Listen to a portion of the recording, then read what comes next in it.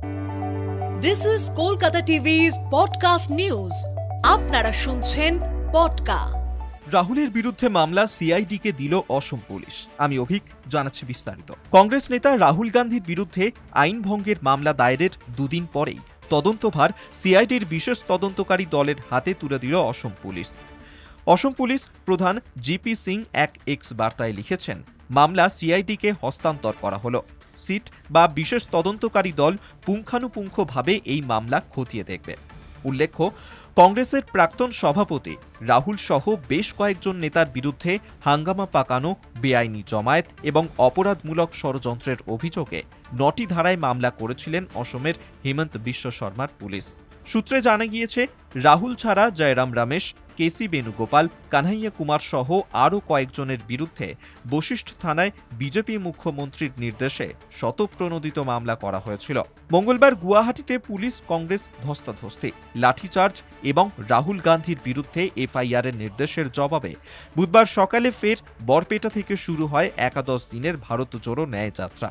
শুরুতেই এদিন অসমের মুখ্যমন্ত্রী হেমন্ত বিশ্ব শর্মাকে আক্রমণ করেন কংগ্রেস নেতা। তিনি বলেন, আপনারা বুঝতে পারছেন না উনি কোথা থেকে নির্দেশ পাচ্ছেন। রাহুল গান্ধীকে ভয় দেখাও, এই নির্দেশ আসছে অমিত শাহের কাছ থেকে।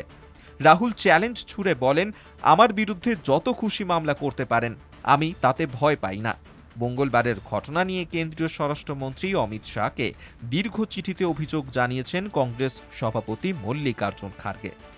গতকাল যাত্রার শুরুতেই রাহুল বলেন, বিজেপি দেশকে ধর্ম, জাতপাত এবং ভাষার ভিত্তিতে ভাঙার চেষ্টা করছে, কিন্তু আমরা কংগ্রেসীরা দেশকে ঐক্যবদ্ধ রাখার কাজ করে যাচ্ছি। ভারতের আদর্শ প্রেম, ঘৃণা নয়। অসমের বিজেপি মুখ্যমন্ত্রী হেমন্ত বিশ্ব শর্মা সম্পর্কে তাঁর মন্তব্য, দেশের সব থেকে দুর্নীতিগ্রস্ত মুখ্যমন্ত্রী হলেন তিনি। অসমের মুখ্যমন্ত্রীকে পরিচালনা করেন অমিত শাহ, তাঁর হাতের পুতুল তিনি। শাহের বিরুদ্ধে কিছু যদি বলেন তিনি, তাহলে সঙ্গে সঙ্গেই তাঁকে গদি থেকে ছুঁড়ে ফেলে দেওয়া হবে। অন্যদিকে শাহকে লেখা চিঠিতে খার্গে বলেছেন, রাহুল গান্ধীর যাত্রা পথে বিজেপি কর্মীদের আসতে দিয়েছে অসমের পুলিশ। তারা বিজেপি কর্মীদের আটকানোর চেষ্টা করেনি। রাহুল গান্ধীর নিরাপত্তা বেষ্টনী ভেঙে বিজেপি ঢুকে পড়ে পুলিশেরই মদতে। এর ফলে রাহুলের নিরাপত্তা ঝুঁকির মধ্যে পড়েছিল বলেই অভিযোগ জানান খার্গে।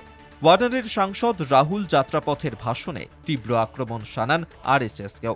নিশানা করে তিনি বলেন, বিজেপি আরএসএস এর মতবাদ মণিপুরে আগুন জ্বালিয়েছে, কিন্তু প্রধানমন্ত্রী আজ পর্যন্ত সেই রাজ্যে পা মারাননি। আর সেই কারণেই আমাদের ন্যায় যাত্রা মণিপুর থেকে শুরু করে মহারাষ্ট্র পর্যন্ত যাবে। শুনুন পডকা রাত দিন ৭ দিন।